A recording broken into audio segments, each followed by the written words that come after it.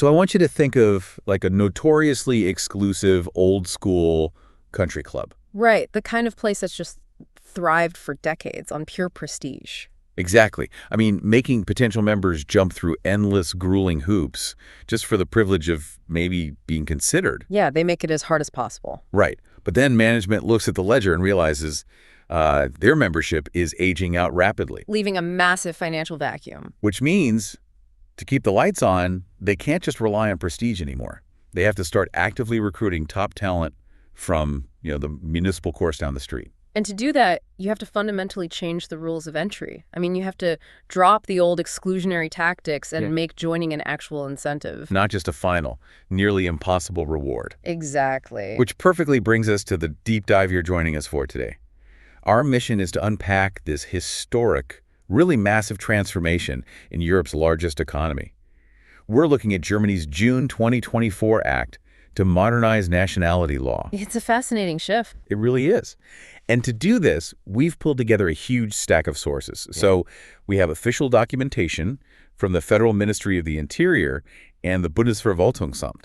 Right, which is Germany's Federal Office of Administration. Yes, exactly. We're also analyzing some really detailed legal breakdowns from immigration specialists, SE Legal and Aldag Legal, plus international economic reporting from the Economic Times. And we even have some super interesting test prep data from River Map Learning. Yeah, that data is wild.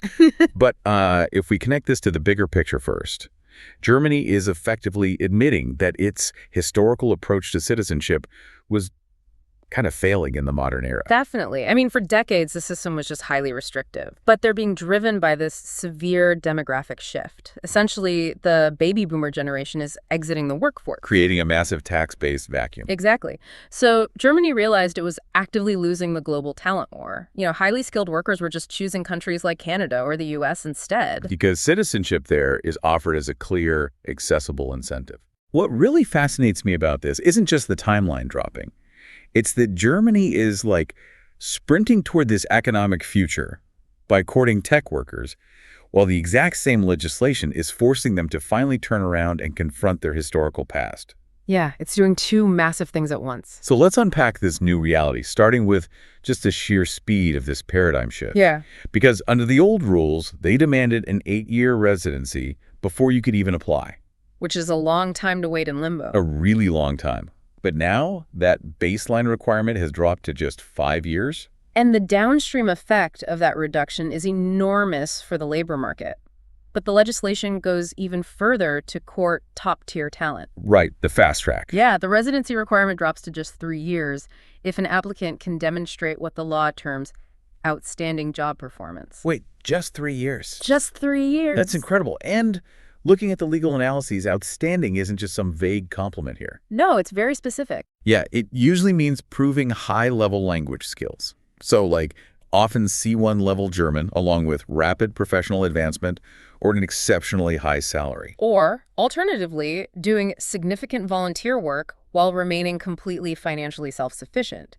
That can also qualify you for that 3-year track. 3 years to citizenship is practically unheard of in a major Western European economy. It really is unprecedented. It fundamentally shifts the timeline of a skilled worker's life. Definitely. And spouses of German citizens also see their wait time capped at 4 years now. Plus, crucially, there is a big generational impact. Oh, right, for kids. Yeah. Children born in Germany to foreign parents now automatically acquire German citizenship at birth, provided just one parent has lived in the country legally for 5 years. Wow. Okay, but timeline aside, the friction that historically kept people from applying wasn't just the wait, was it? No, not at all. It was this absolute demand for exclusivity. I mean, under the old laws, Germany operated like a deeply jealous partner. That's a great way to put it. Right. The state effectively said, hey, if you want to be with us, you have to completely sever ties with your past. You have to burn your original passport. Which was institutionalized through the requirement to actually renounce your previous citizenship. Or, in the case of Germans moving abroad, the notorious Beibehaltungsgenehmigung. That is quite the word. Yeah, the retention permit. Right, the infamous retention permit. Yeah. If you wanted to keep your German passport while naturalizing somewhere else, you literally had to beg the government. And prove that keeping it was an absolute vital necessity. Which usually involved, really expensive lawyers and still had a super high rejection rate. Exactly. But this new 2024 law acts more like an open relationship. By abolishing that retention permit requirement entirely, Germany is finally conceding that a person can be completely loyal and pay taxes to two countries at once. And the mechanism driving this isn't just some progressive idealism, it's pure economic pragmatism. Right, the Economic Times really highlighted that. Yeah, they did, because when you force a highly sought-after software engineer from India or like a specialized surgeon from Brazil to give up their original nationality to become German. You create a huge exclusionary hurdle. Exactly. Many people simply refuse to sever their legal connection to their homeland. They want to keep their inheritance rights or their family safety net. Makes total sense. So by universally embracing dual and even multiple citizenships, Germany removes the primary psychological and legal barrier to long-term integration. Okay, but let's look at it from another angle. Yeah. If you're an expat who has already been living in Munich or Berlin for a decade, your immediate reaction to this dual citizenship news is probably, great, I can keep my original passport, but I already have permanent residence here. Right, they think they're set. Yeah, they're like, why on earth would I go through the bureaucratic nightmare of naturalizing? Why pay the fees and take the tests if I already have the right to stay? And that is exactly what the legal analysts at Aldag Legal call the permanent illusion. The permanent illusion. I love that phrasing. It's so accurate, though, because the branding of permanent residence, or Niederlassungserlaubnis in German, is honestly terrible. Because it's not actually permanent. Exactly. People hear the word permanent and logically assume their status is fully secure. Here's where it gets really interesting, though, because permanent residence is, in reality, highly conditional. Like, you are allowed to live and work in Germany indefinitely, sure, but the mechanism of that permit ties you strictly to Germany. Yes, you do not gain European Union freedom of movement. Right.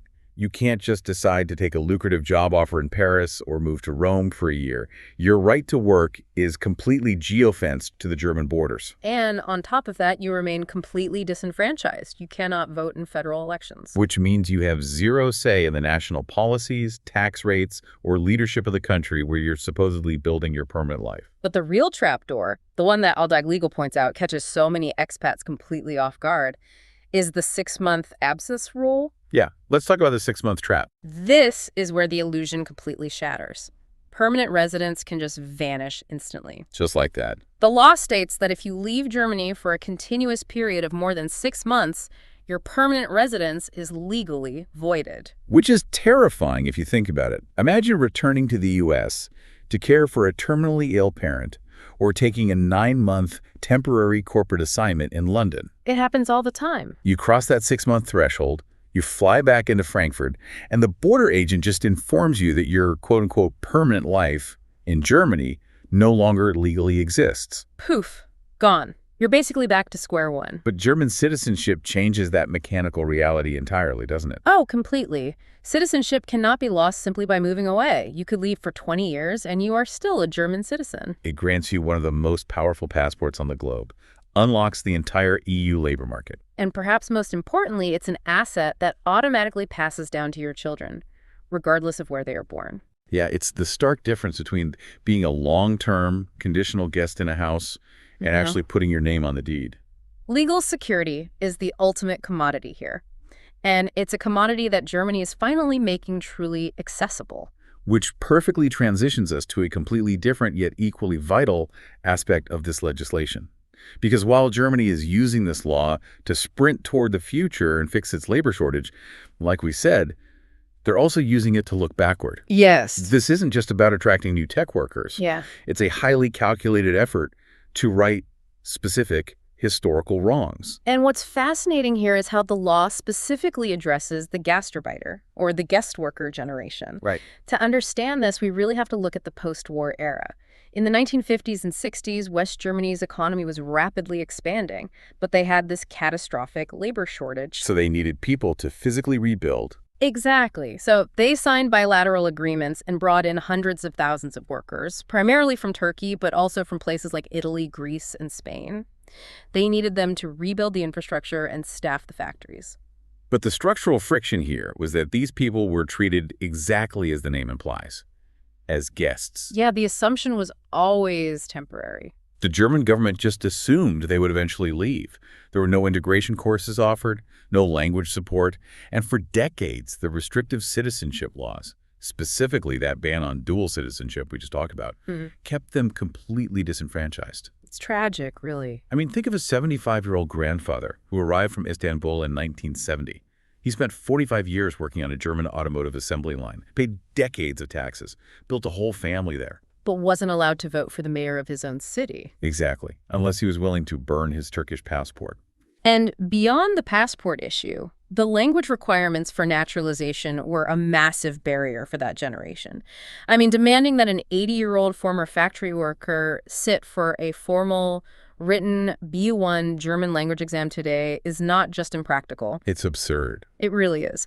So the 2024 law officially corrects this. The guest worker generation is now entirely exempt from the formal citizenship test. And crucially, the language requirement is drastically lowered for them.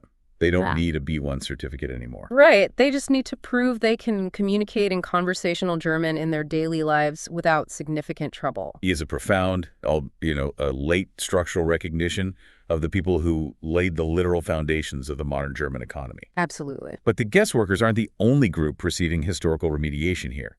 And this is a part of the deep dive that might directly apply to you, our listener, even if you have literally never set foot inside Germany. Oh, this part is fascinating. We have to talk about the Bundesverwaltungsamt data regarding acquisition by declaration. Yes. This specific legal pathway addresses decades of gender discriminatory laws. Because before these modern reforms, German citizenship law was just fundamentally patriarchal. Highly sexist. Very. Like if a German man married a foreign woman and had kids, those kids were German. End of story. But if a German woman married a foreign man, the state actively stripped her of her ability to pass on her nationality. And in some cases, stripped her of her own citizenship entirely. Yeah. The BVA documentation lays out the exact historical timeline for this. For instance, the founding of the Federal Republic and the promulgation of the Grundgesetz, the Basic Law, happened on May 23, 1949. Okay. And that constitution contained a very clear mandate for gender equality.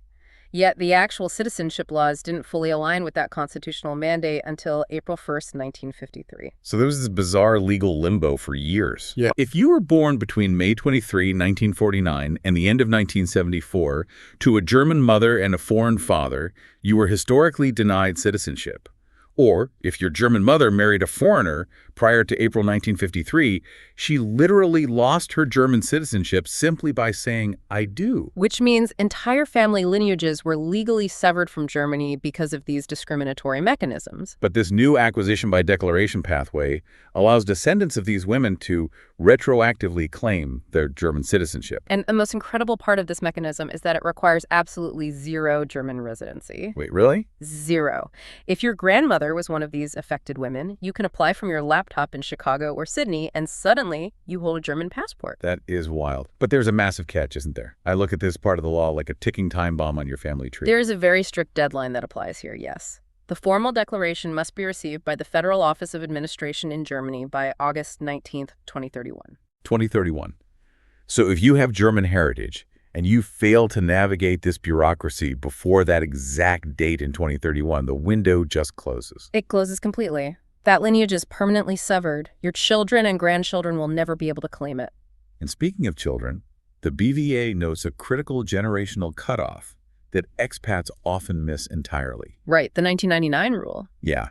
If you're a German citizen who was born abroad after December 31st, 1999, and you subsequently have a child who was also born abroad, that child does not automatically inherit German citizenship. Unless you physically register their birth with a German mission or consulate within 1 single year. Within 1 year.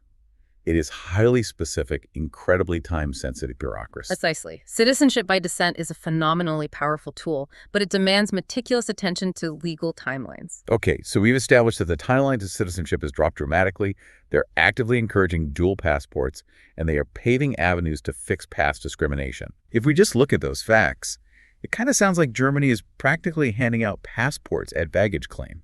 Which is a dangerous misconception, because while the timeline has shortened, the actual threshold for entry, the ideological, linguistic, and financial bar, has been raised significantly. Right. This is the final hurdle. Let's look at the mechanics of actually passing the gate. First, the practical requirements. Standard applicants still need to prove B1 level German. And just to define what B1 actually looks like in practice, because people get this wrong, this isn't just knowing how to order a beer or ask for the train schedule. Definitely not. B1 means you possess the linguistic competence to sit through a parent-teacher conference or independently navigate a complex appointment at a doctor's office. It requires genuine functional integration. Alongside that language requirement is a strict financial mandate. You must prove financial self-sufficiency. Meaning you have to demonstrate the consistent ability to support yourself and any dependents entirely without relying on public state funds. So no citizen's allowance or basic income support. And then there is the Einbürgerungs test, the actual citizenship test itself. The data from Rivermap Learning gives us a really clear look at how this functions. You basically walk into a testing center, you pay 25 euros, and you have exactly 60 minutes to answer 33 multiple-choice questions. And you need 17 correct answers to pass. Crucially, though, this test is administered only in German. There are no English or translated versions available anywhere. None. The exam consists of 30 nationwide questions drawn from a public pool of 300, plus 3 specific questions related to the federal state in which you actually reside. But, okay, if I look at this objectively, if the government literally publishes all 300 possible questions and their answers online in advance, isn't this just creating a glorified memory game? Like, how does checking a multiple-choice box prove you've genuinely integrated into a society? That is easily the most common critique of the system. However, Rivermap Learning's analysis reframes the mechanism brilliantly. Okay, how so? Well, the public pool is entirely intentional. The German government isn't trying to trick applicants. The test is designed as a knowledge check, not an exclusionary filter. Explain how that works in practice, though. Because the test and all the study materials are exclusively in German, the very act of preparing for it forces the applicant to acquire a highly specific, vital vocabulary. Ah, I see. Right. To pass, you have to memorize and understand words like Grundgesetz, which is the basic law. You have to understand the function of the Bundestag, or parliament. You have to grasp the concept of Wahlrecht, the right to vote. Right, because you can't just memorize A, B, C, or D if you don't know what the words mean. Exactly. The largest single section of the exam, comprising 17 of the 33 questions, is dedicated entirely to politics in a democracy. So by forcing applicants to study and memorize these specific democratic concepts in the German language, the test acts as the integration mechanism itself. Wow. It ensures that every new citizen, regardless of their origin, literally speaks the exact same civic and democratic language. That completely flips the perspective. The memorization is the integration. Yes. But speaking the same civic language isn't just about knowing how many states make up the Federal Republic, is it? The 2024 law has introduced new, incredibly strict, value-based exclusions. Yes, it has. And just to be completely clear to you, our listener, we are impartially reporting the legal stance of the German government here, as strictly outlined by the Ministry of the Interior. Right.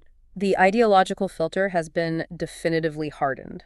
The updated law explicitly denies citizenship to anyone practicing polygamy, for example. Furthermore, it permanently excludes anyone who demonstrates through their conduct a rejection of the equal rights of men and women. And it goes deeper into the criminal code as well. Anyone who has been convicted of an anti-Semitic, racist, xenophobic, or otherwise inhumane act is permanently barred from naturalization. And this isn't just a passive background check either. It requires proactive, formal declarations. What do you mean by proactive? Well, applicants must now sign legally binding commitments, acknowledging Germany's special historical responsibility. This explicitly mandates a commitment to the protection of Jewish life in Germany. It also requires an absolute commitment to the prohibition of waging a war of aggression. And the legal mechanism behind this is severe.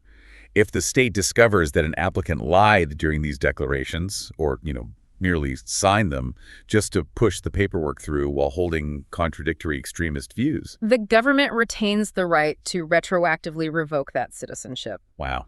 It's a clear statement that while Germany is opening its doors to global talent, it is simultaneously demanding an absolute, uncompromising adherence to its modern democratic values and its historical obligations. It's a very delicate balancing act.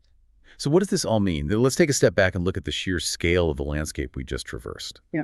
Germany has fundamentally re-engineered its demographic future. They really have. They dropped the residency timeline from a grueling 8 years down to a highly competitive 5 or even 3 for high performers, just to compete with countries like Canada and the US.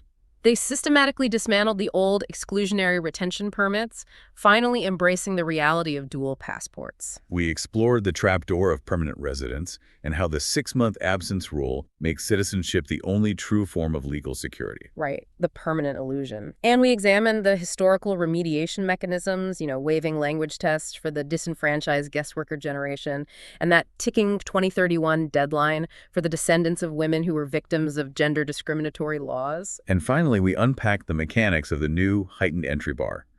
The B1 language requirements, the German-only civic test that doubles as a linguistic integration tool, and those legally binding value declarations. It is a completely transformed legal reality. It absolutely is. And whether you're a software engineer currently navigating the Berlin tech scene, or someone living in Chicago who just realized their grandmother's history might entitle them to an EU passport, or simply a learner fascinated by how nations adapt to survive. Understanding the mechanics of this shift is vital to understanding the trajectory of modern Europe. It really is. Which brings me to a final thought for you to mull over, something we haven't touched on yet, but that sits right at the center of this new legislation. Okay, what is it? Well, the 2024 law allows the government to fast-track a passport in just 3 years if an applicant demonstrates outstanding job performance and high earning potential. Right, the economic fast track. Exactly. It's an incredible economic opportunity. But if citizenship transitions into something a nation fast-tracks based purely on economic utility, does the very definition of nationality fundamentally change? That's a great question. Like, are we moving away from a historical world where citizenship was defined by a deeply shared cultural heritage and entering a modern reality where a passport is basically a performance bonus for being highly productive? It is a profound shift, and it raises major questions about what the nation-state will even look like a century from now. It really does. The next time you look at your own passport, think about the mechanics behind it. The drawbridge to the old country club might be coming down, but the rules for crossing the moat are more complex and more fascinating than ever before. Thank you for taking this deep dive with us. We'll see you next time.